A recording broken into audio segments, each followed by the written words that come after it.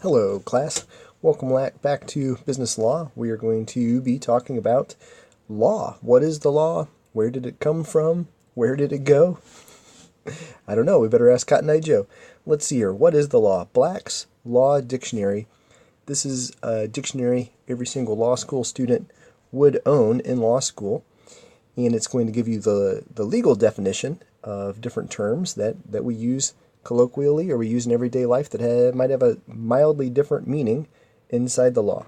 Black's Law Dictionary describes the law as a body of rules of action or conduct prescribed by a controlling authority and having binding legal force. So if you break this up, we have rules coming to us from a higher authority that then binds us to this set of rules. The law has many important purposes, including what? Serving as a moral guide, guaranteeing personal freedom, providing order in businesses, etc. Of course, it's going to be number 4. The law has many important purposes, including definitely 3 of those things. Rules of conduct that are enforceable by the courts or other governing authority are called laws. Schools of legal thought, distinguishing between some different philosophies of law. Law being a very old concept, of course. Many different intelligent thinkers from different times throughout society have come up with some different concepts in regard to laws and how they relate to us. One concept is the legal school of thought known as legal positivism, or law as sovereign command. This really focuses on the authoritarian, the authority that is creating these laws and then binding them upon the citizens inside the society. And the question that you're really looking at here is the authority. Where does that authority come from? And how scary is that authority to make those rules and laws binding upon everyday citizens? So it's law as a sovereign. It is the king is dictating laws, creating laws, and then those laws are binding citizens. Why is a law a law? Well, it's because the king said so. It's because the pharaoh said so. It's because this legislature said so. This is the thought process that the law is no stronger than the authority that comes from, and to question that law, you're questioning that authority. So the law will only be as strong as that authority. Natural law. Now we're progressing along these legal theories, and we have the natural law, which is a school of thought that emphasizes that law should be based on a universal moral order. Natural law was discovered by humans through the use of reason and by choosing between that which is good and evil.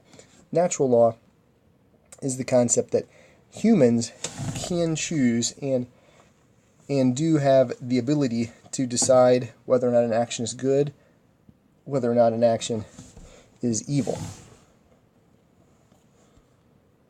The school of legal interpretation that recognizes the existence of certain ethical laws and principles morally superior to human law is referred to as natural law. Natural law. Our American legal system has many attributes similar to natural law.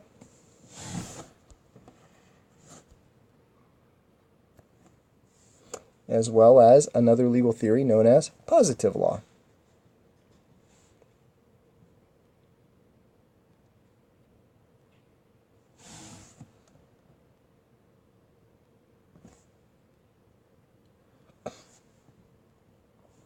Law can be created through a few different methods.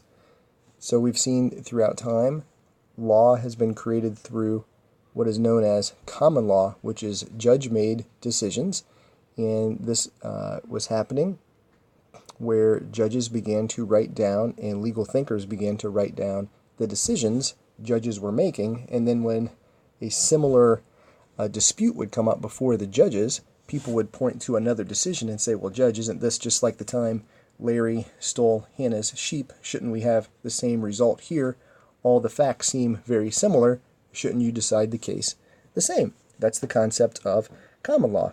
In addition, we have legislatures and kings or that type of thing creating statutory type of law, law from authority, law from a legislator, legislative law, is also going to be a binding concept. Case law and common law may be described as law set forth in state constitutions. Nope, that would be constitutional law. Law that is created by administrative agencies. Nope, that's administrative law. Law that is written down in statutes. Nope, that's going to be some type of legislative, statutory law. Legal interpretations made by judges. That's going to be correct. Law that is common throughout the world. That would be a trick answer. When courts rely on precedent set by higher courts, they are obeying stare decisis. The use of past judicial decisions to guide future judicial decisions is known as precedent. The blank term involves the use of past decisions to guide future decisions. That's going to be precedent. Precedent and stare decisis are important to business people for all the following reasons except.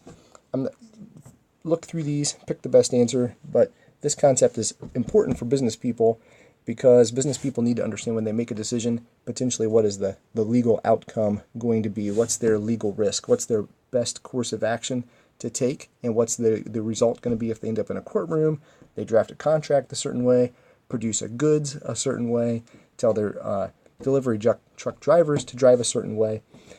Business people want to be able to make a decision and have some idea what the outcome is going to be. Sources of law and their priority. Constitutions are the foundation for a state or nation's laws. Constitutional law is going to be the preemptive force in U.S. law. It's going to be the highest priority.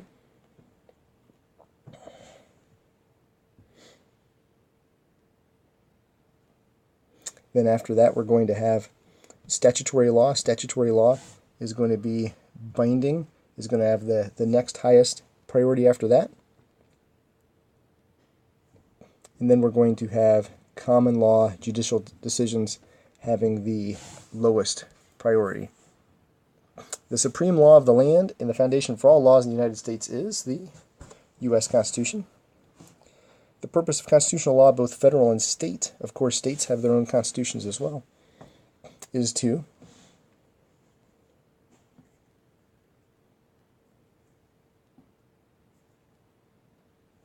it is going to be the fifth option there, set forth the powers as well as limitations of those powers held by the government. Case law, common law, can be changed or revoked by the legislature. Again, common law is going to be your lowest form of binding law, and state legislature at any point in time can write a new law that can supersede that old common law. And then when that issue comes up before a judge again, they won't be bound by that previous common law. They'll be bound underneath that new statute or regulation in order to make a decision regarding that case. In a simplistic viewpoint, legislative acts passed by state legislators can be found in, this would be a question that you would want to do a careful reading of. This is legislative acts passed by state legislators, not federal legislatures, or not the federal Congress. So here we're looking for a state type of answer, so it would be state codes such as the Ohio Revised Code. So in Ohio, our state legislature enacts laws inside the Ohio Revised Code. Assume a case has been appealed to the Ohio State Supreme Court. The decision made by the Ohio State Supreme Court will be generally binding upon future cases in Ohio.